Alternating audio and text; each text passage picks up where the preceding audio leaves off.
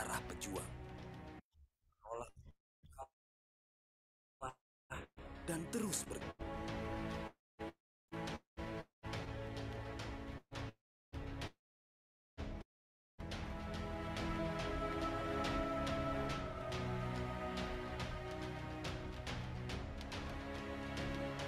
Kita harapkan dengan supaya lebih akrab dan saat ini berdomisili di Kota Medan. Oke teman-teman, mohon izin Kak Arfan bisa di-share materinya. Siap, Kak. Oke.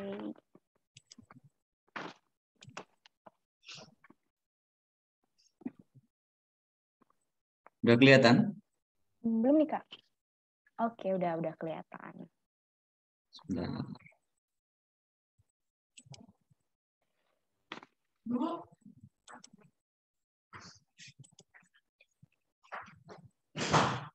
Udah kelihatan ya? Sudah Kak. Terima kasih Oke. Kak Arfan. Kita langsung mulai aja ya adik-adik. Materi 1 ini mengenai tentang kita dan air. Nah, tujuan dari penyampaian materi ini adalah untuk meningkatkan kepedulian adik-adik semua tentang terhadap air yang ada di bumi. Oke, lanjut Kak Arfan.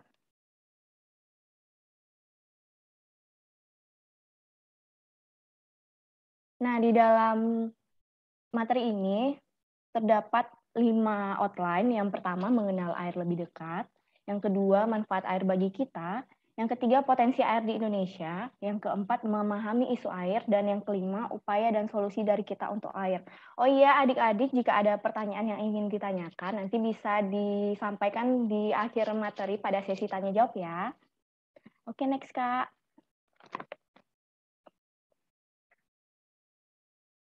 Kita masuk ke outline yang pertama, yaitu mengenal air lebih dekat. Nah, di dalam slide pertama ini terdapat 2 sungai yang bersejarah, yaitu Sungai Efrat dan Sungai Mahakam. Nah, Sungai Efrat sendiri itu merupakan tempat munculnya peradaban manusia tertua di Indonesia yang berada di Mesopotamia.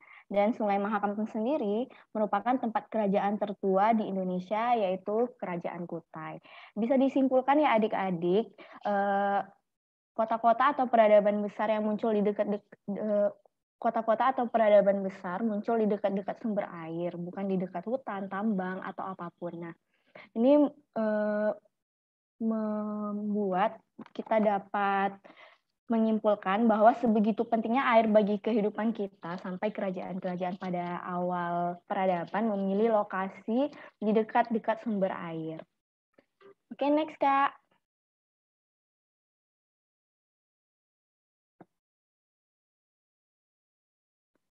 Di bumi sendiri itu terdiri dari 70% air dan 30% daratan. Di dalam 70% air di bumi ini terdiri dari 97% air asin yang terdapat di lautan dan 3% air tawar. Nah, 3% air tawar ini yang dapat kita manfaatkan untuk 7,85 miliar jiwa manusia di bumi. Dari 3% ini hanya kurang dari 1% yang dapat kita akses. 30%-nya masih disimpan di dalam tanah yang sulit diakses, serta 70% masih berupa gletser yang ada di kutub dan berfungsi untuk menstabilkan iklim global. Oke, Kak, bisa di next.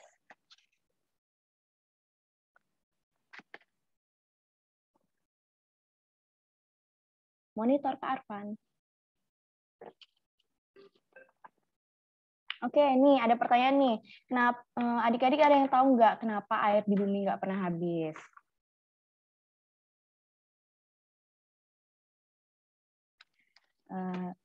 Lanjut aja Kak. Kak, Ya silahkan. karena iya itu baru mau jawab. Ya, bagus banget. Makasih ya. Benar banget, air nggak pernah habis di bumi itu karena adanya siklus hidrologi. Nah, di sini Kak Gina nggak akan secara panjang lebar menjabarkan siklus hidrologi seperti apa, karena adik-adik semua pasti udah tahu kan siklus hidrologi itu seperti apa. Nah, di sini intinya adalah Kak Gina mau bilang kenapa air di bumi nggak pernah habis, karena terjadinya siklus hidrologi yang air itu bukan berkurang, tapi hanya berubah bentuk.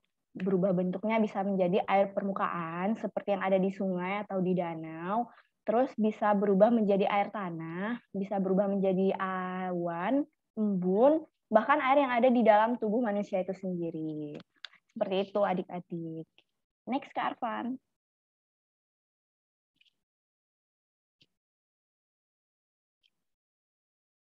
Kita masuk ke outline yang kedua ya adik-adik. Di outline yang kedua ini kita bisa tahu lebih banyak manfaat air bagi kita. Banyak sekali ya manfaat air bagi kita ini, terutama di kebutuhan domestik yang sehari-hari bisa kita rasakan seperti mandi, minum, masak, dan mencuci. Nah, selain kebutuhan domestik, banyak lagi nih manfaat-manfaat yang ada di sekitar kita. Bisa di kebutuhan industri, di irigasi atau pertanian, perkebunan, pembangkit listrik, tenaga air, bisa juga di budidaya perikanan. Nah, sedikit nih cerita dari Kak Gina mengenai manfaat air di bidang irigasi ya, karena kebetulan Kak Gina waktu itu di bagian operasi dan pemeliharaan. Nah, di bidang irigasi sendiri, dari PUPR itu ada namanya program P3TGAI. Nah, program P3TGAI ini merupakan program peningkatan, percepatan tata guna air irigasi yang gunanya untuk perbaikan, rehabilitasi, dan peningkatan jaringan irigasi. Nah, program ini sendiri melibatkan masyarakat petani secara langsung, dan manfaatnya tentunya untuk masyarakat petani itu sendiri, untuk meningkatkan hasil panen dan meningkatkan ekonomi masyarakat. Seperti itu. Next, Kak Arfan.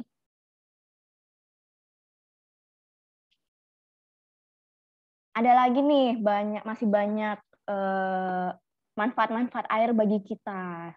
Ya, bisa sebagai media transportasi. Nah, di media transportasi ini kalau kita lihat ini di Sungai Musi ya, adik-adik. Sungai Musi sendiri emang terkenal sebagai jalur-jalur tongkang gitu ya. Untuk ekspedisi kebutuhan pokok juga, minyak bumi, nah jembatan di Sungai Musi juga bisa buka tutup untuk pelayaran kalau ada kapal-kapal besar yang masuk, nah itu bisa dibuka tutup. Sedang di Sungai Musi sendiri ada di Palembang ya adik-adik. Contoh lainnya kita bisa lihat di media transportasi itu manfaatnya sebagai penyeberangan kapal laut, ekspedisi kebutuhan pokok, minyak bumi, dan lain-lain. Next, di pariwisata juga ada banyak ya manfaatnya. Biasanya nih kalau kita lihat-lihat nih danau itu sering dijadikan wisata air. Kayak banyak wisata-wisata air yang bisa dimanfaatkan dari danau atau di bendungan-bendungan ada ya kalau nggak salah beberapa gitu yang dijadikan wisata air. Lalu di bidang olahraga nih yang baru-baru ini juga kita lihat ya, venue Asian Games itu ada di Bendung Rentang yang dijadiin venue Asian Games untuk cabang olahraga kano dan kayak slaloming. Perhotelan pasti banget butuh air, fasilitas umum, dan masih banyak lagi. Banyak banget ya adik-adik manfaat air bagi kita. Ini ada yang mau tambah-tambahin manfaat air bagi kita nggak? Boleh banget di-unmute sebentar kalau misalnya ada yang mau. Tapi kita next dulu lah ya. Kita next ke materi selanjutnya. Ini udah masuk ke outline yang ketiga nih, cepet banget ya kayaknya. Ke outline yang ketiga, potensi air di Indonesia. Kita mau ngomongin seberapa banyak sih air yang ada di Indonesia itu potensinya gimana gitu. Nah, di dalam slide ditampilkan ada data dari Puslitbang SDA tahun 2012. Nah, ini tentang potensi air di Indonesia. Dan ada data dari jumlah penduduk dari survei penduduk hasil tahun 2020. Nah, ini bisa kita lihat. Sebenarnya ini potensi air di Indonesia sangat banyak ya, tapi kenapa kita masih ada kasus-kasus kayak kekeringan seperti itu karena kita bisa lihat di persebaran penduduk yang nggak merata, seperti di Pulau Jawa tuh. Pulau Jawa itu bisa terlihat penduduknya sangat padat ya, sangat padat penduduk, 151,6 juta, 56% dari seluruh total penduduk yang ada di Indonesia. Sedangkan di Jawa sendiri tuh potensi airnya sangat minim. Jadi bisa kita lihat kenapa masih ada isu-isu seperti kekeringan itu karena adanya ke persebaran penduduk yang nggak merata. Nah, karena kita juga negara kepulauan, nih Indonesia nih negara kepulauan, jadi misalnya nih di Jawa kekurangan air itu nggak serta-merta bisa langsung disuplai dari pulau-pulau lain karena banyaknya keterbatasan. Seperti itu adik-adik kira-kira untuk potensi air di Indonesia itu cukup banyak ya, namun misalnya persebaran penduduk yang merata mungkin bisa terpenuhi air yang ada di Indonesia ini. Masalahnya di persebaran penduduk dan itu sulit untuk kita kontrol untuk bilangin ke orang jangan deh tinggal di Pulau Jawa itu kan nggak mungkin ya. Seperti itu. Oke, lanjut ke Arfan. Nah, kita masuk ke dalam hubungan air, energi, dan pangan.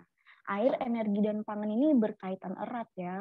Di air sendiri bisa berhubungan langsung ke energi, bisa juga langsung ke pangan.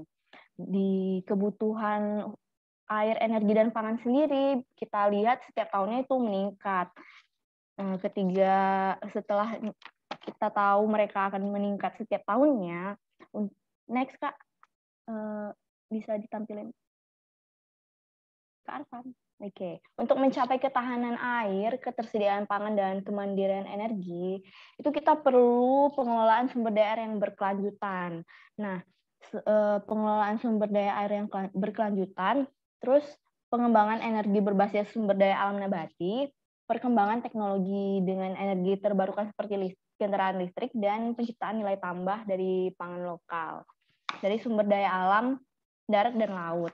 Nah, ini secara teori bisa kita simpulkan seperti itu, karena hubungan energi, air, dan pangan yang sangat erat ini, kita mau nggak mau kebutuhannya pasti juga meningkat setiap tahunnya, seperti itu. Next, Kak.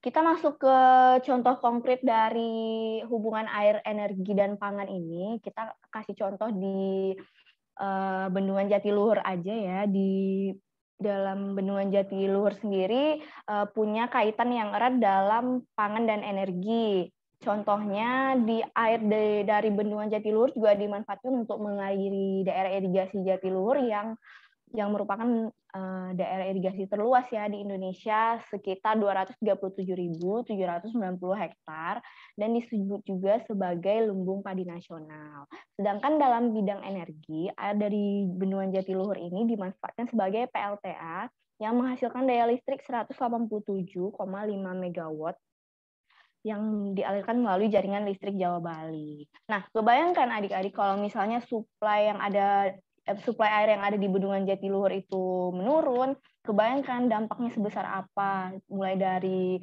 tidak bisa mengairi daerah irigasi yang seluas itu, sampai dengan bisa ngadatkan listrik yang akan dialirkan di jaringan listrik Jawa Bali. Sebegitu besarnya dan sebegitu pentingnya air bagi pangan dan energi untuk kelanjutan hidup kita. Next, Kak. Nah, oke, kita masuk ke outline yang keempat, adik-adik.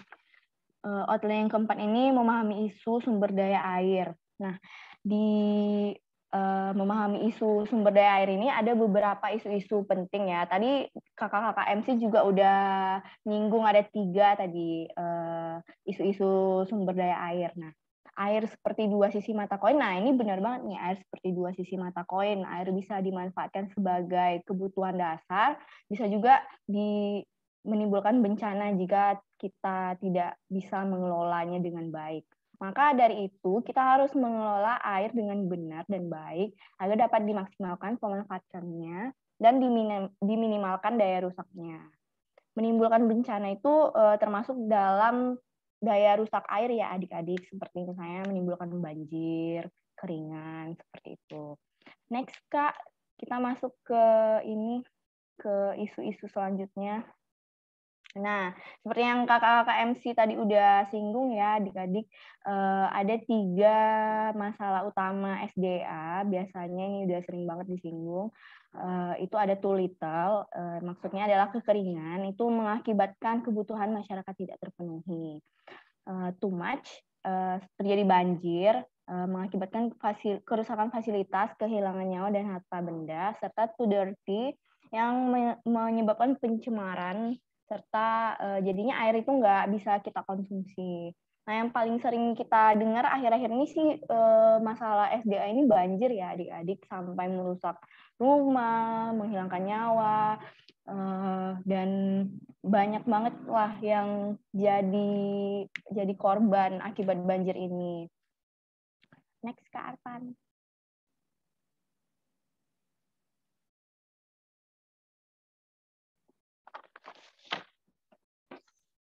Oke, secara global masalah-masalah air ini juga terkait karena jumlah air bersih yang nggak sebanding dengan jumlah manusia. Nah, tadi kayak yang penduduknya terlalu padat, nah itu juga bisa menyebabkan beberapa masalah nih, seperti 2,1 miliar manusia tidak memiliki akses terhadap air bersih, 700 juta manusia di seluruh dunia terancam akibat kelangkaan air parah yang diperkirakan akan terjadi tahun 2030, dan 700.000 balita yang meninggal akibat diare setiap harinya karena konsumsi air kotor dan sanitasi yang buruk.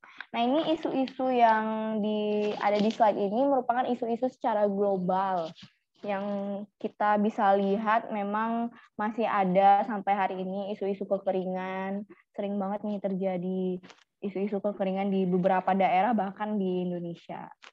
Next, Kak.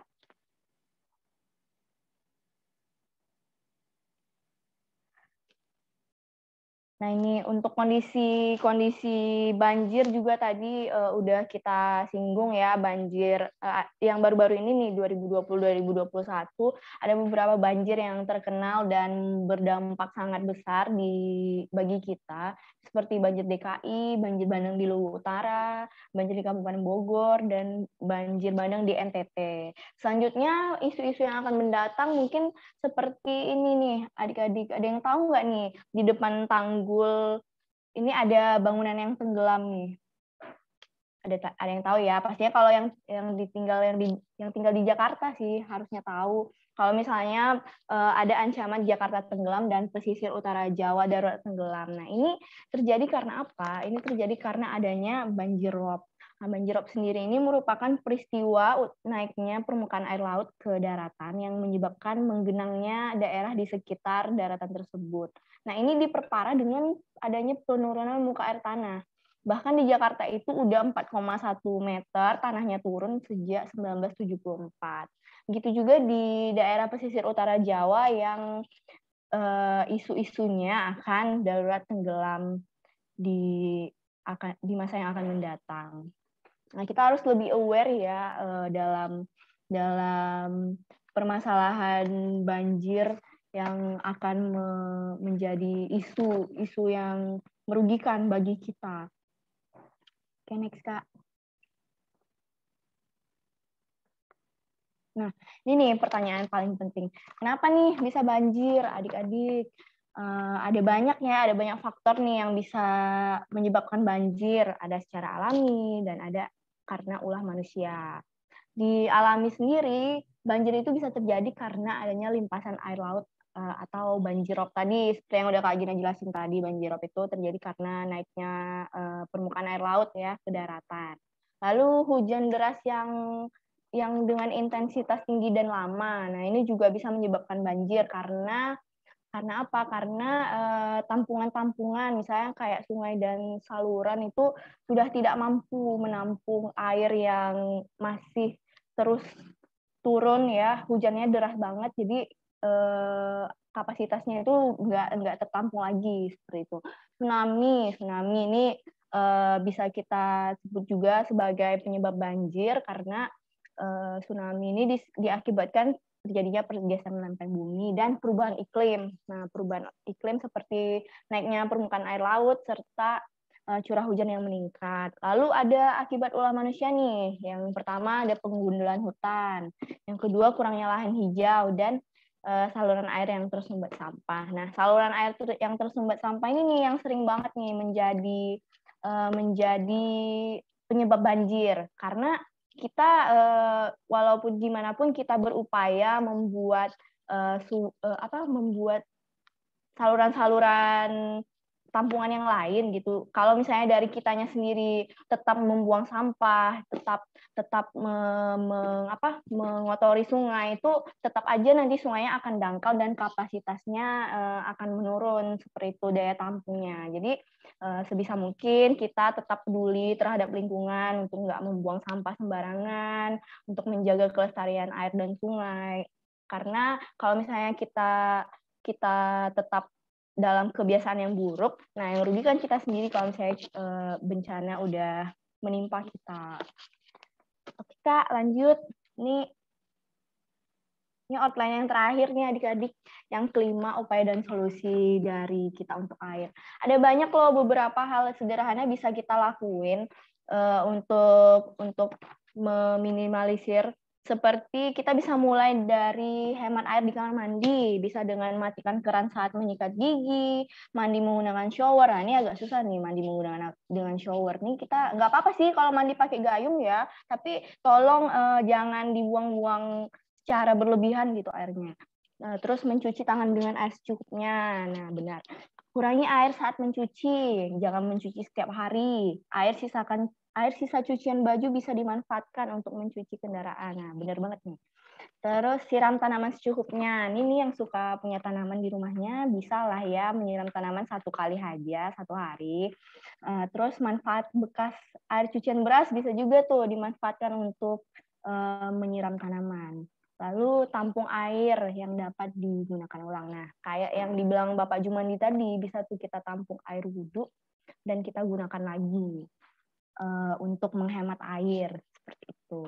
Dan lalu yang terakhir menjaga kualitas air, seperti tidak membuang limbah ke sungai dan tidak membuang sampah, agar kelestarian air tetap terjaga.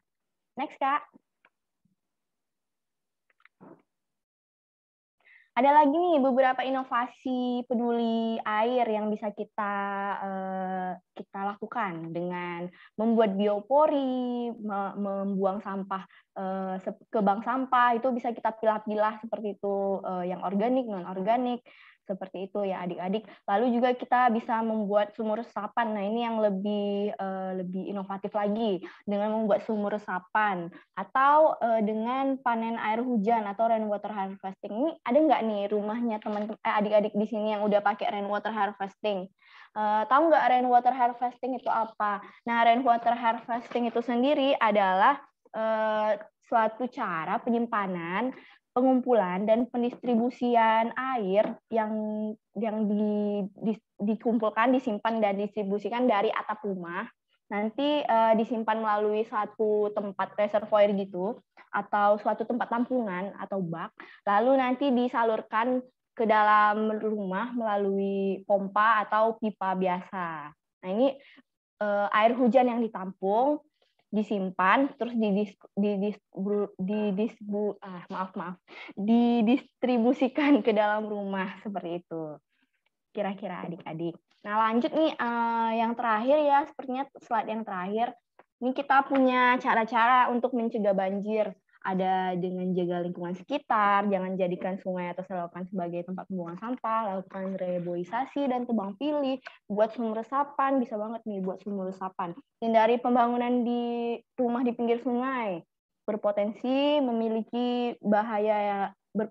membahayakan saat air melonjak, dan rutin membersihkan saluran air. Nah, ini yang paling penting, rutin membersihkan saluran air secara berkala agar nggak tersumbat. Kira-kira itu aja adik-adik yang bisa Kak Gina sampaikan. Mudah-mudahan dapat menambah wawasan dan meningkatkan kepedulian adik-adik semua terhadap air, supaya kita bisa terhindar dari bencana-bencana seperti kekeringan, pencemaran, dan banjir. Kalau adik-adik ada yang mau bertanya, boleh banget bisa banget bertanya di sesi ini karena sekarang udah masuk ke sesi tanya jawab. Atau kalau misalnya ada yang punya inovasi-inovasi pemanfaatan sumber daya air, boleh sharing-sharing. Terus kalau misalnya ada yang mau sharing-sharing pengalaman pernah kena banjir atau pernah kekeringan, pernah di sekitar rumahnya ada pencemaran tuh, boleh juga tuh sharing-sharing di sesi ini. Silakan adik-adik, kami berikan waktunya. Yuk adik-adik silahkan kalau misalnya mau sharing-sharing, ini kami kasih waktu 10 menit untuk materi ini. Halo Kak, Halo, Ya halo. silakan. Namanya siapa? namanya Ranti Puspita dari SMA Hang Tuah 5 Sidoarjo. Oke, silahkan. Seperti yang kita tahu Kak ya, kalau misalnya cuci baju atau cuci piring gitu kan kita pakai sabun. Sabunnya kan tercampur sama air gitu kan Kak. Nah, Ya. itu nanti kan pembuangannya melalui tanah lagi. Apakah nanti ketika terjadi penguapan air ke atas itu airnya udah air murni lagi atau masih ada zat-zat sabunnya Kak? Oke, kita Itu tampung kan kayak dulu ya. salah satu pencemaran air juga kan Kak? Bisa menjadi pencemaran air juga itu. Tapi kayaknya kalau misalnya kita kita cuci piring nih, terus kan airnya juga ke selokan ya, masuk ke selokan gitu tadi ya maksudnya. Terus diresap menjadi air tanah. Iya. Seperti itu, takutnya akan menjadi pencemaran. Apakah nanti air yang turun dari atas kan nanti air yang di bawah itu naik ke atas lagi kan, air dari sabun itu. Nah, apakah kalau sudah jadi hujan, airnya itu tetap air murni atau ada zat-zat sabun? Seperti itu ya. Kalau misalnya dari zat-zat kimia di sabunnya, kita nggak bisa, gimana ya, itu kan emang udah jadi suatu produk dari sabun, seperti itu. Nah, ketika kita gunakan untuk membersihkan piring atau membersihkan piring dan baju. Nah, ketika kita buang ke selokan, nanti dia masuk ke dalam tanah, itu kan dia terfiltrasi lagi tuh di tanah, ada di dalam tanah kan nggak cuma tanah, ada batuan-batuan juga terfiltrasi seperti itu. Nah, kemungkinan terfiltrasi, nah yang akan dijadikan air tanah sendiri. Kalau misalnya ada adik-adik di sini yang pakai PDAM di rumahnya, nah itu kan biasanya juga dari PDAM juga sudah melakukan penyaringan dan pembersihan terhadap air seperti itu. Tapi kalau misalnya dari teman-teman yang pakai sumur bor biasa, itu biasanya memang dari langsung air tanah. Nah, upaya-upaya yang bisa dicegah mungkin dengan setelah airnya keluar nih dari keran dari sumur, bisa difiltrasi lagi. Kira-kira seperti itu sih. Kak Rizandi atau mau nambahin Kak? Gimana Kak? Jadi ini kayaknya kritis banget ini kayaknya Mbak Ranti. Ini kayak pertanyaannya CPNS. Susah banget ini. Jadi flashback gini, nih ya, Mbak, soal-soal CPNS ya Kak ya. Jadi ada namanya infiltrasi. Infiltrasi itu kan dari air di permukaan itu masuk ke tanah, itu namanya infiltrasi. Nah, di proses itu ada pembersihan juga di situ airnya. Jadi nggak serta merta terus tiba-tiba habis mandi, habis cuci piring gitu kan, airnya tiba-tiba langsung jadi hujan, ya juga. Ada prosesnya di situ, ada infiltrasi tadi. Nah, tadi ada disebutkan juga sama Kak Gina kan ada siklus hidrologi itu. Nah, siklus hidrologi itu sebenarnya berkaitan dengan yang ditanyakan dengan Kak Ranti ya. Ranti tadi. Jadi mulai dari air permukaan, masuk ke dalam air tanah, kemudian ke atas, ke gunung, jadi embun, kemudian masuk lagi ke laut, jadi air hujan. Nah, itu yang dimaksudkan dengan siklus hidrologi. Itu sebenarnya sudah secara alami untuk membersihkan air itu sih. Cuman untuk upayanya untuk membersihkan lagi ya mungkin bisa dengan disuling lagi, atau misalkan untuk jadi air minum kayak gitu kan, bisa disaring lagi. Ya, kira-kira seperti itu ya, Adik. Terima kasih. Sama-sama. Ada lagi nih adik-adik yang mau tanya-tanya. Kak Arfan, ini kita waktunya berapa menit lagi ya? Untuk tanya jawab sampai 10.35, Kak. Oke, masih ada waktu ya. Adik-adik yang mau bertanya silakan bertanya. Keren. Aku aja nggak kepikiran dulu SMA pikiran kayak gitu. Benar, pertanyaan-pertanyaan CPNS ini jadi flashback ya, Mas Makanya. ya. Ini kayaknya udah emang generasinya udah beda kayaknya. Dulu aja nggak Generasi kepikiran. milenial. Milenial Keren-keren banget. sih. Sebelum Yuk, tanya ada yang aku mau tanya-tanya yuk. Apalagi saat ini kan sedang menghadapi musim hujan La Nina. Benar tuh. Musim hujan La Nina sering banget nih banjir. Nah, di Medan kan itu sering banget dikomplainin kan sering banjir gitu-gitu kan. Jadi ada aja gitu warga yang datang tuh ke BWS. BWS nih banjir di sini. Gimana sih BWS nggak bener nih kerjanya gitu kan. Nah, padahal sebenarnya adalah di kita sendiri juga yang tidak menjaga lingkungan gitu loh, seperti membuang sampah sembarangan kayak gitu kan. Nah, kita sendiri juga udah berupaya ya. Percuma kalau misalnya kita bangun terus tiap tahun gitu dioptimalkan melulu, tapi kalau misalnya dari masyarakatnya sendiri yang nggak punya kepedulian terhadap lingkungan kan sama aja, banjir lagi pastinya. Seperti itu. Ada lagi adik-adik yang mau bertanya? Wah, tidak Bisa ada coba nih sepertinya. unmute dong. Unmute yang dari Man 1 Yogyakarta coba. Siapa? Mbak Safa. Halo Kak, Halo. Mbak atau Mas ini? laki ya Mas. Oh, laki. Oh iya, Mas. Maaf. Ada yang mau ditanyain? Oh, ada yang dari Papua loh, masuk. Makanya ada dari Papua coba. Mantap. Kak siapa nih? Kak Daniela ya. Boleh. Coba unmute. Salam. Say hi. Halo Kak Daniela. Monitor. Unmute dulu dong, coba dong. Santai aja di sini. Malu dia kayaknya. Ayo dong. Gak ada nih yang mau nanya-nanya.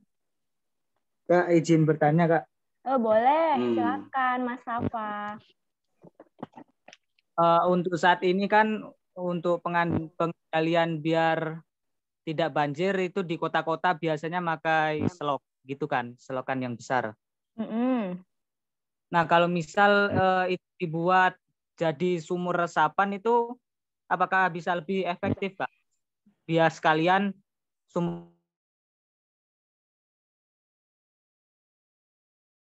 tanaman dari hasil resapan tadi yang dari hujan itu. Oke, makasih pertanyaannya Mas Safa. Nah, kalau pengendalian banjir di kota-kota sendiri emang benar tuh dibuat saluran-saluran yang besar ya sebagai upaya penampungan tadinya seperti itu. Nah, ada nih ide-ide kreatif dari Mas Safa ini kayak misalnya membuat sumur resapan sebagai pengendalian banjir. Sebenarnya itu bisa juga, tapi emang sampai saat ini belum ada dari PUPR sendiri belum ada ya, karena mungkin sumur resapan kalau dari tampungan kurang menampung besar seperti itu. Dan sumur resapan sendiri kita juga harus butuh lahan untuk membuat sumur resapannya sendiri.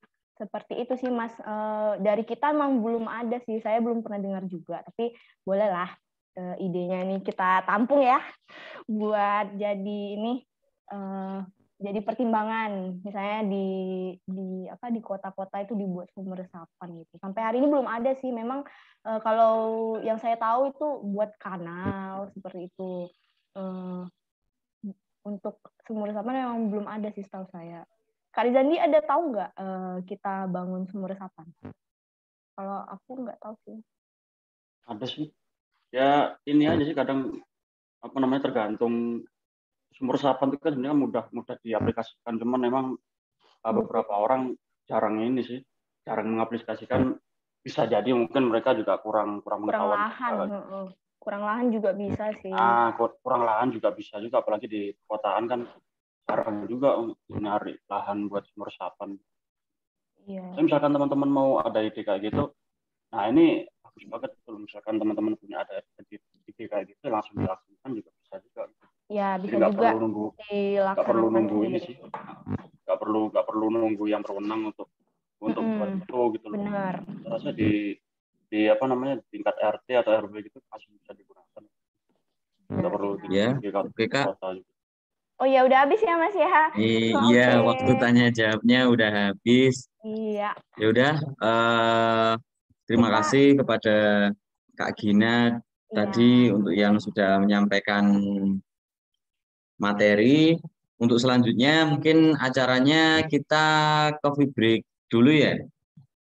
Ya benar Mas, coffee break. Ya, jadi coffee break-nya nanti sampai jam 10.42. Baik, Oke, siap. siap. Ya, silahkan. Jadi adik-adik kalau misalnya mau ke belakang, silahkan sekarang ke belakang dulu. Nanti balik lagi ya, 10.42. Kita mulai lagi dengan materi yang kedua dari Kak Rizandi nantinya. Benar. Kalau ada yang mau makan minum, boleh selama break sampai 10.42 nantinya ya. Kita tunggu. Baik, terima kasih Kak. Sama-sama.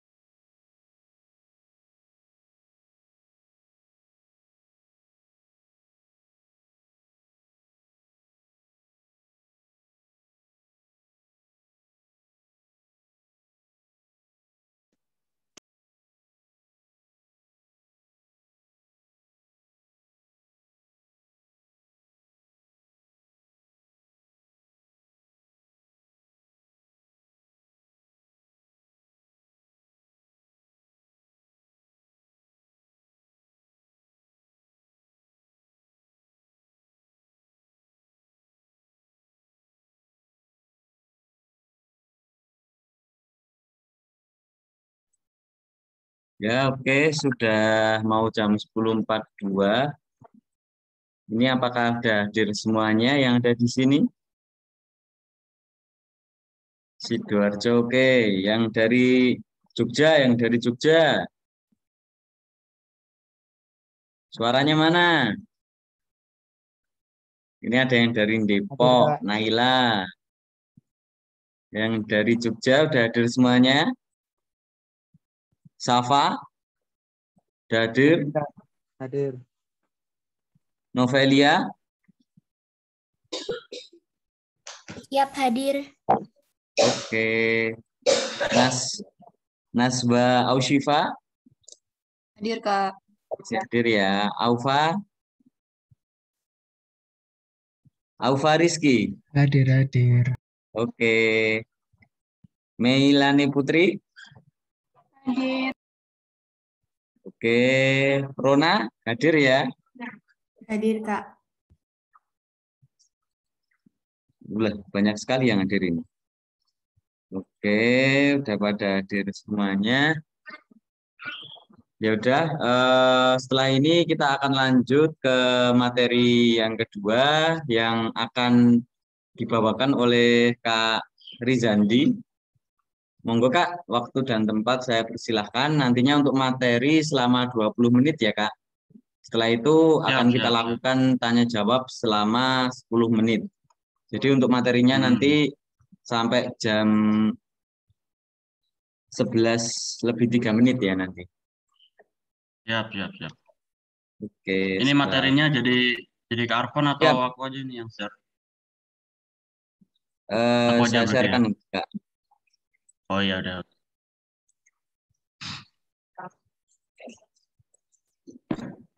Oke, selamat siang. Selamat siang adik-adik. Siang atau pagi nih? Selamat siang, Kak. Pagi. Iya, pagi. Ini sebenarnya kan materinya kan 20 menit kan. Tapi ini kayaknya saya menjelaskan 10 menit itu bisa. Ini cuman apa namanya? Pengen banyak interaksi aja sih sebenarnya dari teman-teman ini. Ada dari Jogja, ada dari Bandung. Banyak banget soalnya ini pengen tahu banyak sebenarnya aku dari teman-teman ini. Nah, oke, langsung materi aja ya. Mungkin cepat aja, nggak usah lama-lama juga. Pengen banyak cerita-cerita sama teman-teman nanti. Jadi untuk materi yang kedua ini kita membahas mengenai nanti kita cerita tentang PUPR yuk. Nah itu sempat tadi disebutkan di awal tadi oleh Kak Gina beberapa hal yang sudah disampaikan itu mengenai isu-isu global. Jadi untuk materi yang kedua ini yaitu sebenarnya kami ingin menjelaskan siapa sih kami ini yang datang ke SMA adik-adik gitu. Nah coba next Mas. Mas Arfan, monitor. Nah, oke. Nah, yang ketiga, selanjutnya Mas, coba Mas. Nah, jadi kami ini dari Direktorat Jenderal Sumber Daya Air atau disingkat biasanya di JNSDA gitu kan. Jadi di PUPR ini kami ada 8. 8 itu salah satunya ada di JNSDA. Yang kedua ada Bina Marga, ada Cipta Karya, ada Perumahan, ada Bina Konstruksi, ada Perumahan, ada infrastruktur pembiayaan, ada BPIW juga, ada BPSDM. Nah, dari macam-macam itu yang kita bawa di sini adalah di Jen SDA. Nah, di Jen SDA itu menangani apa sih? Yang tadi sempat dijelaskan oleh Kak Gina tadi ya. Salah satunya ada air baku, ada bendungan, dan lain-lain. Mungkin nanti bisa dijelaskan di gambarnya aja. Coba next, Mas.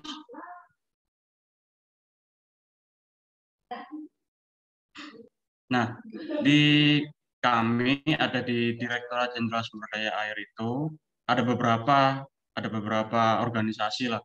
Jadi yang di bawahnya di JNSDA itu ada antara lain ada pengelolaan SDA, ada Direktorat Sungai Pantai, Bendungan dan Danau, Irigasi Rawa, Air Tanah, Air Baku, Bina Operasi, Bina Teknik, dan Direktorat Kepatuhan Intern. Mungkin teman-teman di sini juga mungkin bingung apa sih itu kan. Jadi secara umum kami di sini di PUPR itu masuk di Dirjen SDA gitu. Nah, di bawahnya di Dirjen SDA itu ada beberapa direktorat juga, yang salah satunya kalau saya sendiri ditempatkan di Direktorat Sungai Pantai. Cuman saya di Balai Besar, jadi saya di Surabaya sekarang penempatannya. Next, Mas. Nah, itu tadi yang saya jelaskan adalah mengenai Dirjen SDA itu. Di Indonesia ada beberapa yang sudah tersebar di seluruh Indonesia, ada 37-an. Nah, itu mulai dari Sumatera, Papua, Kalimantan, Jawa, Sulawesi, Nusa Tenggara, dan lain-lain. Mungkin teman-teman di sini juga agak bingung juga ya, misalkan untuk mengamati salah satu di mana gitu. Nah, kalau saya sendiri penempatannya di Berantas, mungkin di poin nomor 19 itu, di BPWS Berantas. Jadi untuk menangani masalah keairan di Sungai Berantasnya. Oke, next, Mas. Nah, ini juga ada program strategis dari Presiden kita untuk penanganan strategis 2020-2024. Yaitu salah satunya yaitu mengenai dukungan ketahanan pangan melalui food estate. Mungkin teman-teman juga misalkan baru dengar kali ini juga ada namanya food estate itu, kami juga sedang membangun untuk mengembangkan itu, dan juga untuk modernisasi irigasi. Yang kedua yaitu bangunan-bangunannya yang kami buat di SDA itu antara lain ada pengendalian banjir, sedimen, lahar gunung berapi, mengaman pantai, dan drainasi. Yang sempat ditanyakan oleh Mbak siapa tadi itu? Yang dari Sidoarjo tadi itu kan, salah satunya yang drainasi itu. Salah satu drainasi itu merupakan salah satu yang ada di SDA. Dan yang ketiga yaitu adapun untuk dukungan ketahanan air, yaitu melalui pembangunan bendungan, empung, dan revitalisasi. Dan yang keempat yaitu ada penyediaan air baku. Air baku ini biasanya untuk irigasi, rumah tangga, industri, dan lain-lain. Next, Mas. Nah, kemudian berikut adalah program untuk pembangunan infrastruktur PUPR, yaitu secara umum mungkin bisa dilihat ada 60 peningkatan kapasitas daya tampung di seluruh Indonesia. Ada 2,5 juta rehab jaringan irigasi, ada pembangunan bendungan 60 unit, yaitu mulai tahun 2020 sampai 2024. Ada embung juga 1.000 unit.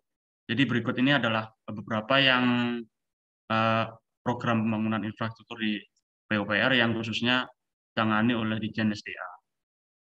Next, Mas. Nah, tadi yang sempat dijelaskan itu bangunan-bangunan apa sih gitu, Pak Next. Nah, inilah bangunan yang mungkin teman-teman pernah lihat, tapi itu bangunan apa sih, nggak ngerti. Nah, ini ada contoh 4 bangunan, yaitu yang pertama itu ada bendung. Bendung itu fungsinya untuk meninggikan muka air. Juga namanya juga bendung kan, jadi membentuk air dan untuk meninggikan tinggi muka air. Nah, fungsinya apa? Untuk mengairkan air yang dibutuhkan di kanan kiri. Dan yang kedua yaitu ada jaringan irigasi rawa. Nah, jaringan irigasi rawa ini biasanya difungsinya untuk mengairi rawa tadi itu. Yang ketiga yaitu ada jaringan irigasi air tanah. Dan yang keempat yaitu jaringan irigasi permukaan. Jadi jaringan irigasi itu ada 3, ada rawa, air tanah, dan permukaan. Jadi berikut ini beberapa, maksudnya untuk apa sih air yang dibendung kan gitu. Nah, fungsinya untuk irigasi. Oke, next, Mas. Kemudian ada juga untuk infrastruktur yang lainnya, yaitu salah satunya ada sabodam, ada bendung gerak, ada pemecah ombak. Nah, mungkin teman-teman di sini pernah lihat juga kan, sabodam itu yang mana, bendung gerak yang mana, pemecah ombak yang mana. Mungkin sekilas saja itu ada bangunan apa sih kan? Nah, yang familiar mungkin yang nomor 3 bisa di pantai itu kan ada pemecah ombak itu kan. Jadi fungsinya itu tetrapod itu untuk memecah ombak. Jadi fungsinya untuk supaya air yang di pantai itu nggak terlalu besar, maksudnya. Namanya kan pemecah ombak. Makanya biar ombaknya di pantai itu biar pecah. Oke, next, Mas. Nah, kemudian adapun untuk infrastruktur yang lain, yaitu yang paling besar di proyek SDA kami, yaitu ada pembangunan bendungan. bendungan pun yang tadi sempat saya sebutkan, yaitu ada beberapa tersebar di Indonesia. Dan yang kedua yaitu ada embung juga. Embung juga fungsinya untuk menampung air ya. Jadi embung itu fungsinya untuk menampung air, bisa jadi untuk pengendalian banjir juga. Yang ketiga yaitu ada danau juga, hampir sama kayak embung. Di danau ini ya seperti yang teman-teman tahu, beberapa danau juga bisa juga untuk pariwisata dan lain-lain. Next, Mas. Kemudian ada juga yaitu intake dan jaringan air baku. Intake itu maksudnya air yang di bendung tadi itu masuk ke irigasi. Nah, itu tempat masuknya itu namanya intake. Nah, kemudian yang kedua yaitu sumber air tanah. Jadi air tanah yang kalau misalkan volumenya sedikit itu kan nggak bisa dimanfaatkan kan. Nah, cuman untuk air tanah yang besar itu bisa dimanfaatkan dengan cara jadikan itu menjadi sumber air tanah. Dan yang ketiga yaitu ada spam regional. Spam itu untuk mengolah limbah. Jadi yang di sini untuk skalanya regional. Ada yang lebih besar juga biasanya. Cuman ini beberapa contoh aja untuk infrastruktur air baku. Next, Mas.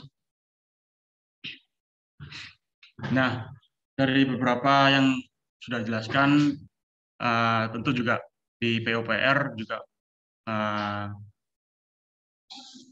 ikut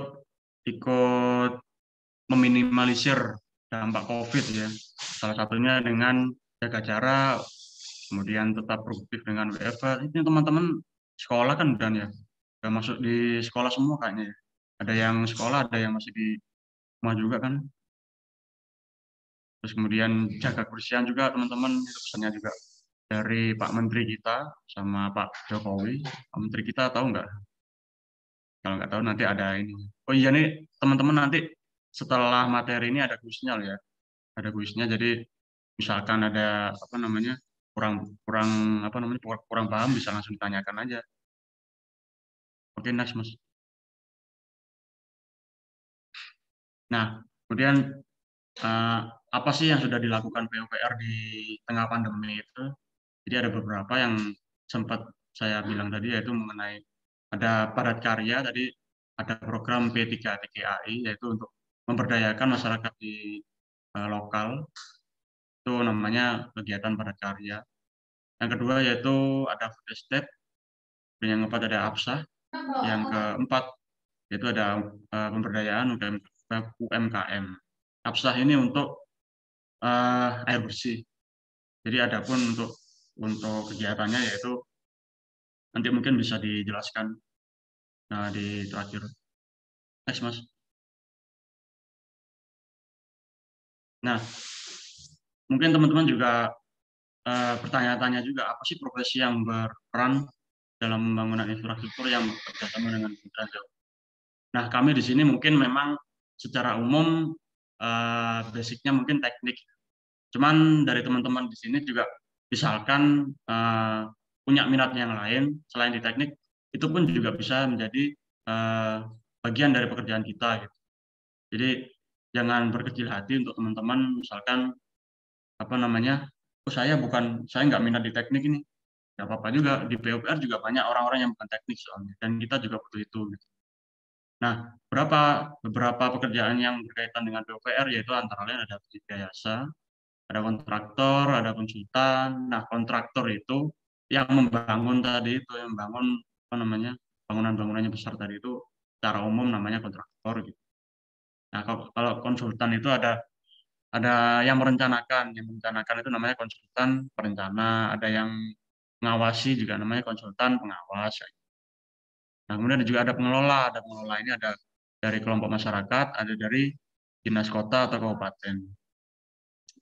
Kemudian ada kerjasama juga dari instansi lain, misalkan dari dinas perhubungan, dari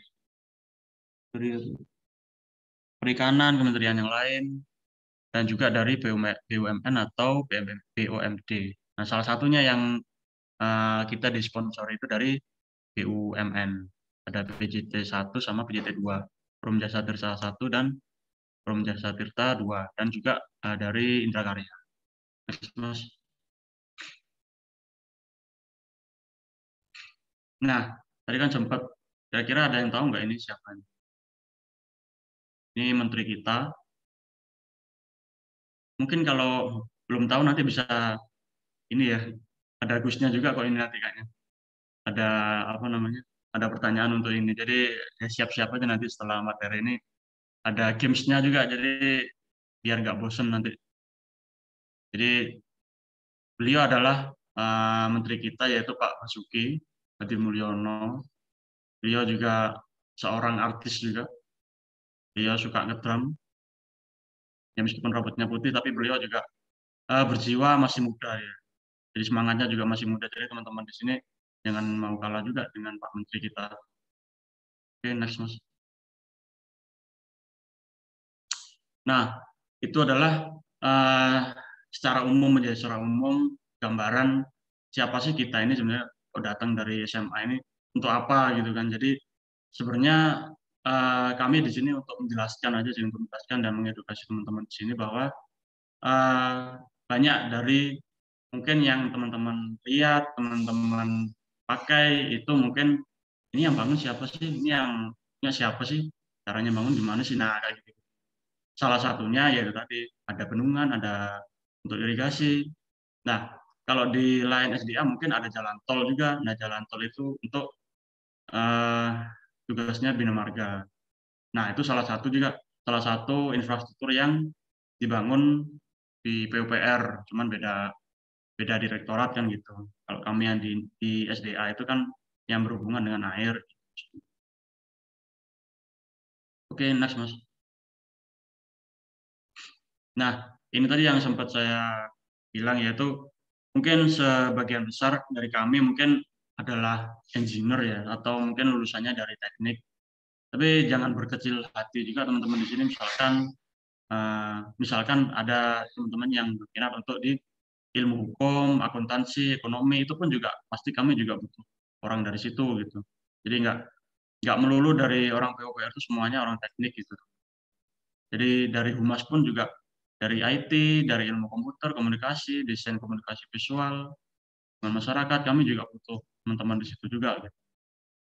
Jadi kami bisa bekerja sama dengan semua orang dan kita juga butuh teman-teman dari yang selain teknik gitu teman-teman. Mungkin cukup ya 11.03 kan, ini udah mau jam 11 juga. Nah, oke, yang terakhir kira-kira dari teman-teman ini belum udah pernah melakukan belum kira-kira untuk apa namanya, misalkan dari apa namanya keairan tadi itu kayak yang ditanyakan Mbak siapa tadi, Mbak Rati yang dari Sidoarjo tadi. Ya, iya Kak, bener Kak. Mbak Adik Ratih tadi yang bertanya. Ya, Mbak Rati. Nah, itu tadi misalkan apa namanya untuk salah satu upaya juga sih sebenarnya. Jadi kalau menurut saya itu saya apresiasi sekali misalkan itu bisa dilakukan gitu kan. Jadi misalkan untuk menyaring air drainasi dari itu kan. Nah, itu sebenarnya salah satu pilar kami juga untuk konservasi. Gitu. Nah, jadi di konservasi SDA itu di SDA itu ada beberapa pilar gitu kan. Nah, salah satu pilarnya itu adalah konservasi. Nah, konservasi itu misalnya untuk melindungi lingkungan kita gitu. Nah, jadi bangunan-bangunan yang kita buat itu memang ada sangkut pautnya dengan keberlanjutan ekosistem yang ada di sekitarnya gitu. Jadi nggak serta merta terus kita misalkan kita bangun bendungan gitu kan. Nah, kita nggak serta merta menghancurkan ekosistem yang di situ gitu. Jadi salah satu upaya yang teman-teman bisa lakukan ya mungkin ya sama kayak tadi yang Pak Rati bilang tadi itu, misalkan yang paling sederhana aja mungkin kayak sampah gitu kan, kita dengan kita memilah sampah yang mana yang harusnya di apa namanya organik dan yang enggak organik, nah itu aja kalau menurut saya memang paling sederhana dan bisa dilakukan oleh semua orang gitu. Dan itu juga apa namanya berkaitan sama PUPR juga sebenarnya semua itu. Oke. Mungkin dari sini dulu ada yang ingin ditanyakan atau mungkin ada tanggapan juga dari teman-teman. Baik, untuk adik-adik silahkan untuk sesi tanya jawab dibuka selama 10 menit ke depan. Mungkin ada yang mau tanya, apa namanya, bendung-bendungan itu apa sih? Kan ada tuh, ada pertanyaan kayak gitu. Terus ada tanya lagi, infrastruktur itu jenisnya apa aja? Kan tadi kan belum dijelaskan secara detail toh. Nah, kalau ada yang mau tanya tanya kayak gitu silakan tanya aja, mumpung ada kakak-kakaknya ini loh. Kak Gina sama Kak Rizandi. Silahkan. Oh iya, ini apa namanya, out of topic ya. Jadi kami ini sebenarnya juga baru juga di SDA. Baru itu maksudnya kami baru apa namanya? Baru Kalau saya sendiri bergabung. sih memang baru Baru bergabung. bergabung, ya. Bergabung juga. Ya kalau dari segi umur mungkin juga nggak beda jauh sama teman-teman gitu loh. Jadi maksudnya ini juga masih seumuran lah, bisa lah ya. Masih seumuran juga. Ini nggak perlu ini lah, nggak perlu kaku juga sama teman-teman. Misalkan ada yang mau tanyakan. Sama-sama muda ya Kak ya. Iya, sama-sama muda kok. Ini kepalanya juga masih kepala 2 semua kan ini kan, nggak ada yang kepala 3 kan. Boleh kalau mau tanya-tanya adik-adik, kayak misalnya tadi ada yang kurang jelas mengenai fungsi-fungsi dari infrastruktur SDA, tadi boleh juga ditanyakan. Sampai 10 menit lagi loh, masih banyak Halo, waktunya. Halo, Mbak Ranti. Iya. Silahkan. Kan tadi Mbak Ranti. saya kurang paham tentang Sabodam. Oh iya, Sabodam. Gimana tuh? Kenapa? Sabodam itu bedanya sama bendungan yang lain itu seperti apa ya, Kak? Sama fungsinya Boleh. tadi juga saya kurang dapat. Gimana? Langsung dijelasin atau gimana nih? Langsung aja deh, Mas. Oke. Jadi ya mungkin memang belum ini juga ya apa namanya, ada Sabodam, ada bendungan, ada bendung, ada check dam. Jadi secara umum itu namanya Sabodam itu untuk membendung air di situ. Nah, spesialisasinya Sabodam itu untuk mengendalikan lahar di situ. Jadi kan ada namanya aliran lahar kan kalau di bumi kan. Nah, itu namanya aliran debris. Nah, aliran debris itu ditahan sama Sabodam tadi itu. Jadi maksudnya supaya untuk ya tadi sih untuk memelihara apa namanya, sungai-sungai di bawahnya itu supaya nggak tergerus juga kayak gitu. Jadi supaya sedimen yang di atas yang di hulu itu bisa terkumpul jadi satu dan nanti bisa di maintenance di situ gitu maksudnya. Nah, itu fungsinya untuk Sabodam di situ sih. Nah, kalau bendungan itu, bendung sama bendungan juga beda juga. Kalau bendungan itu kan biasanya skalanya memang kan besar kan. Kalau yang paling gampang itu bendungan memang yang besar banget lah gitu. Kalau bendungan apa nih Mbak Rati kira-kira yang tahu, yang pernah ditemui bendungan apa nih? Mbak Ranti ya malam. Kalau di daerah sini sih bendungannya ya bendungan biasa gitu. Namanya tahu nggak Mbak? Kurang tahu ya. Nah, kalau bendungan itu lebih ke tampungan sih Mbak. Tapi kalau adik, kalau misalnya bendung itu lebih ke hanya untuk menaikkan muka air aja biar bisa mengalirkan ke irigasi. Lebih ke situ sih. Sabodam tadi juga masuk ke bendungan, menampung istilahnya seperti itu. Tapi gunanya lebih ke mengendalikan lahar Gunung Merapi atau ada gunung-gunung yang lain seperti itu. Yang saya tahu sih kalau Sabodam itu ada di Jogja ya, Jogja kalau nggak salah. Apakah persebaran Sabodam ini sudah merata di kota-kota di Indonesia atau cuma beberapa titik saja? Nah, untuk persebaran sepertinya kita melihat ke urgensinya adik Ranti karena kita nggak bisa bangun semuanya. Kayak misalnya yang lebih urgent pasti kita lebih prioritasin daripada yang nggak urgent. Jadi nggak semua sih dibangun. Tapi kalau bendungan rata-rata setiap provinsi itu pasti ada. Gitu nggak Mas Rizandi? Kalau bendungan. Oh. Jadi misalkan contohnya kalau Sabuda mungkin kan ini ya apa namanya kurang familiar juga ya. Jadi sebagai contoh kemarin kalau di tempat saya itu kan ada di Kota Batu itu barusan ada banjir juga kan. Nah, kami di situ ada misalkan dari banjir itu apa sih yang harus kita lakukan supaya nggak banjir gitu kan. Nah, berhubung di Kota Batu saya di dekat saya itu kan dekat gunung gitu kan. Nah, dan itu setelah jadi banjir itu ternyata memakan banyak korban gitu. Nah, biasanya prioritas itu eh, yang akan dibangunnya itu memang sih biasanya yang dilihatnya dari korbannya dulu sih memang. Kalau kalau dilihat dari apa namanya, karena kan memang kalau sudah makan korban berarti kan udah dampak gitu loh. Jadi mungkin untuk Sabodam biasanya memang dibangunnya ya di daerah hulu gitu di sekitar pegunungan gitu. Mungkin teman-teman di sini juga mungkin tahu bangunannya cuman nggak ngerti itu bangunan apa gitu mungkin teman-teman. Jadi memang masalah skala prioritas itu tergantung itu tadi sih tergantung karena banyak banyak yang memang harus di apa namanya harus diprioritaskan kan. Dan sedangkan infrastruktur yang dibangun dari PUPR itu nggak cuma satu gitu. Jadi memang perlu banyak banyak diskusi untuk memprioritaskan ini perlu dibangun apa enggak gitu Kak Ranti.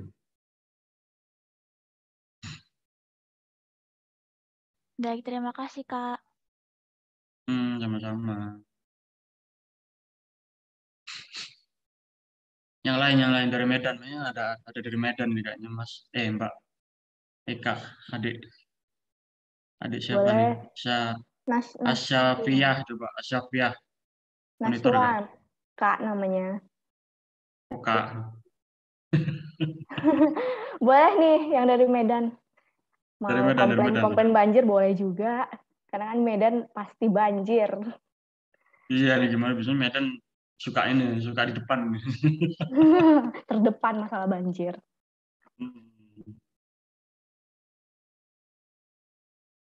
Atau ini dari siapa nih? Adik Kamsia Melida. Kan.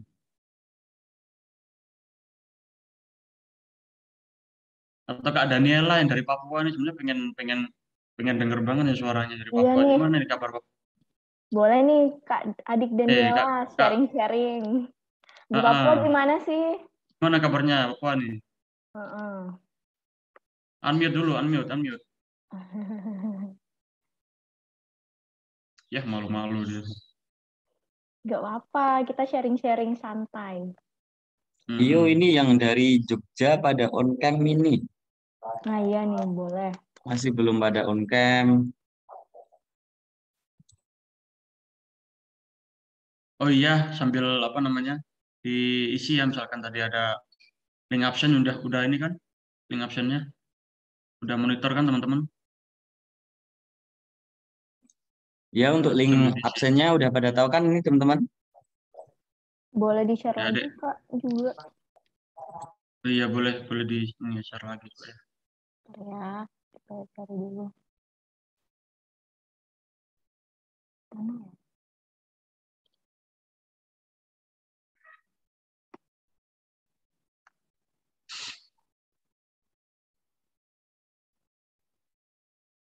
Nah tuh udah di-share Kak Rizandi tuh.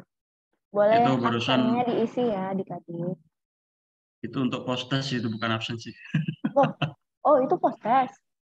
Ya gak apa-apa sambil diisi juga aja sih. Sekalian sama absennya kayaknya sih. Tapi nggak apa-apa sambil diisi aja.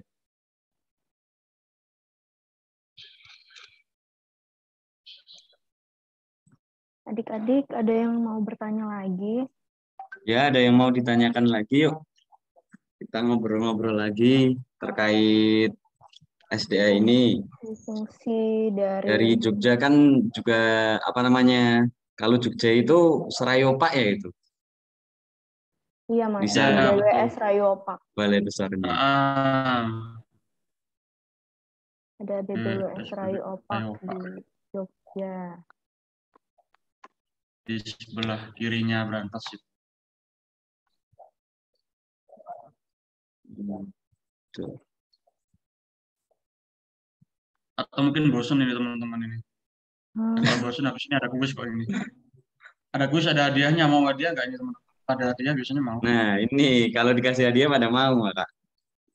Oh enggak, kalau enggak mau. Ini aja dari Mbak Naila, Kak Naila, adik Naila. Halo.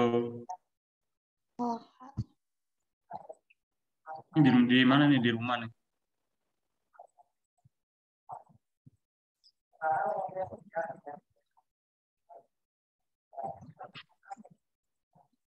Ayo, mungkin ada yang mau ditanyakan lagi, adik-adik, didiskusikan lagi, mumpung kita di sini bareng sama kakak-kakaknya ini. Halo Kak, Halo. Ya, gimana? boleh tanya lagi nggak? Ya, mau Boleh. daripada diem aja nih, nggak apa-apa nih. Jadi gini Kak, kan saya pernah dengar sistem saluran sungai di Jakarta itu udah nggak bagus dari awal karena pada saat penjajahan Belanda itu dibagi-bagi jadi blok terus dikelompokkan dari kasta gitu. Nah, blok-bloknya itu dibatasi oleh sungai. Apakah itu salah satu penyebab dari ini banjir Jakarta yang rawan banjir?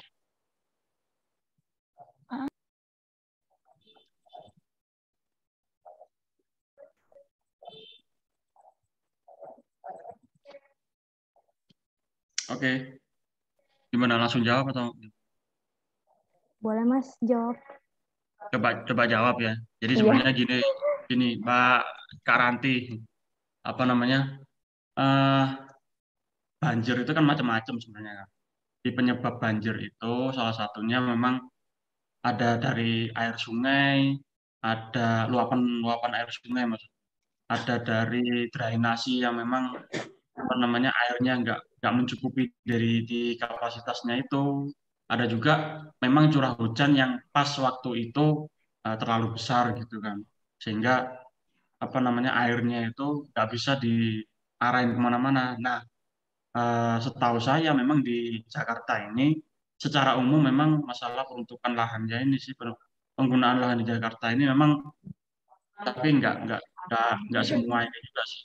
Tapi secara umum di Jakarta kalau menurut saya memang air hujannya di sana itu mau diarahkan kemana itu juga memang eh, complicated gitu loh, nggak bisa dalam satu waktu kita mengatasi itu gitu. Nah, adapun biasanya untuk kalau drainasi itu ada juga namanya master plan dari drainasi kan gitu kan. Kalau setahu saya juga ada namanya master plan drainasi itu memang kita mendesain mulai dari awal itu maksudnya tata kotanya gimana, terus airnya itu mau diarahkan kemana, dari mana ke mana kayak gitu.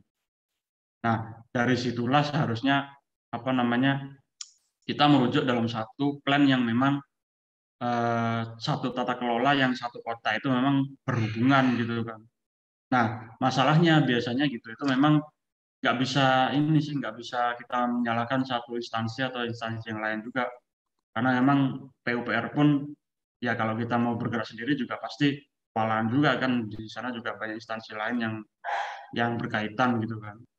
Nah, itu sih kadang biasanya yang jadi masalah sih, dengan banyak kepentingan yang apa namanya diusung sama teman-teman di Pemprov DKI sana itu, akhirnya juga ya banyak kepentingan gitu loh, banyak kepentingan, banyak masalah yang memang aku pengen ini ya, pengen mengatasi ini, aku juga pengen mengatasi ini. Nah, mereka itu kadang biasanya juga nggak apa namanya nggak satu visi kayak gitu. Sebenarnya sih gitu masalahnya. Jadi memang apa namanya masalah banjir di DKI itu complicated sekali, nggak cuma di Jakarta aja sih ya. Mana-mana juga bisanya kayak gitu. Nah, lagi-lagi yang kemarin yang sempat apa namanya kejadian di terakhir 2 minggu yang lalu itu kan yang di Batu itu kan banjir terjadi itu bukan apa namanya bukan serta merta ada air dari sungai deras gitu kan, nggak cuma gitu aja sebenarnya. Ternyata ada pihak yang lain, yaitu kenapa ada pihak yang lain di hulu sungai itu ternyata peruntukan lahannya itu memang udah diganti gitu loh. Seharusnya yang air masuk dari apa namanya, dari curah hujan bisa masuk ke tanah itu, nah tanahnya itu udah jadi lahan yang lain gitu loh. Nah padahal yang mengizinkan untuk lahan yang lain itu untuk ditanami apa namanya, sawah atau pemukiman atau yang lain-lain itu kan juga ada izinnya juga gitu. Jadi memang masalah banjir itu complicated sekali itu mengatasinya. Mau Jadi nambahin memang dong, Kak? kenapa, Kak? Mau nambahin, kalau Iya, boleh. di Jakarta sendiri mungkin karena udah terlalu padat juga, jadi setahu saya itu mereka mengalihkan aliran-aliran dari sungai atau apanya tuh ke Bendungan Ciawi nantinya. Jadi udah ada bendungan yang dibangun itu bendungan yang kering. Jadi khusus untuk penampungan air ketika nanti misalnya di Jakarta ada intensitas hujan yang deras, nanti airnya bisa disalurkan ke sana. Cuma emang bendungannya juga belum jadi ya, masih dalam proses. Tapi nanti alih-alih fungsi dari saluran-saluran di Jakarta itu akan dialihkan ke Bendungan Ciawi. Setahu saya seperti itu.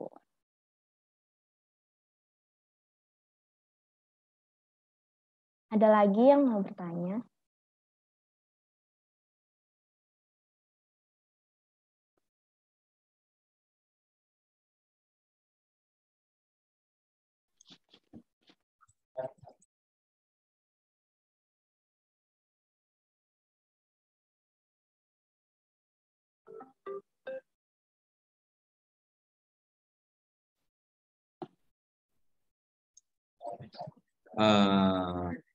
Udah cukup mungkin untuk tanya jawabnya, Kak.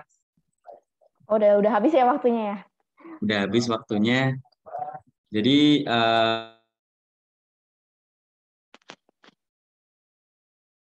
Di unmute dulu. Iya, Kak. Kak Arfan. Itu masih di mute. terima kasih tadi sudah menerangkan banyak hal.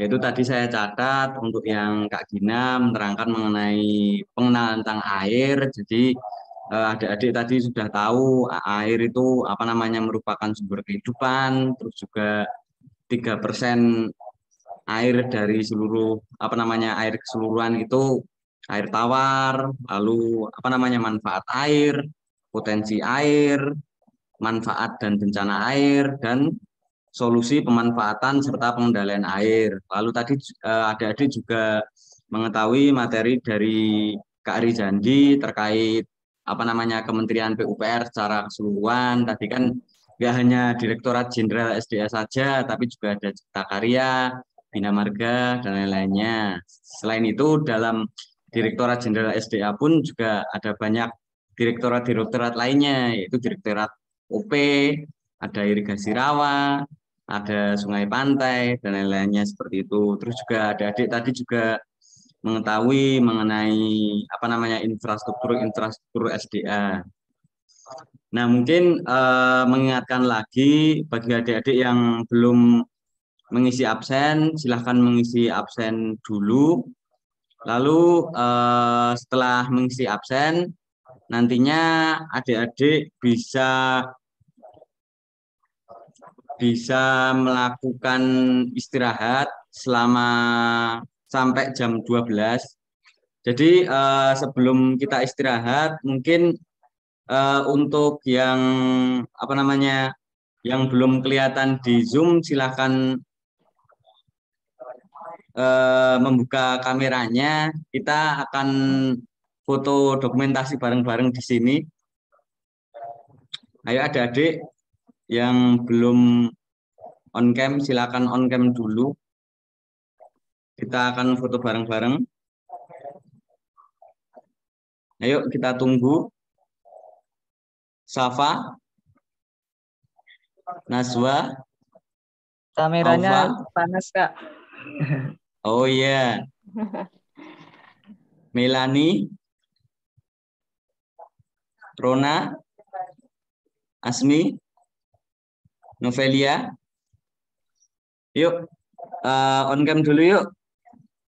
Cuma sebentar saja, nanti setelah itu kita istirahat sampai jam 12.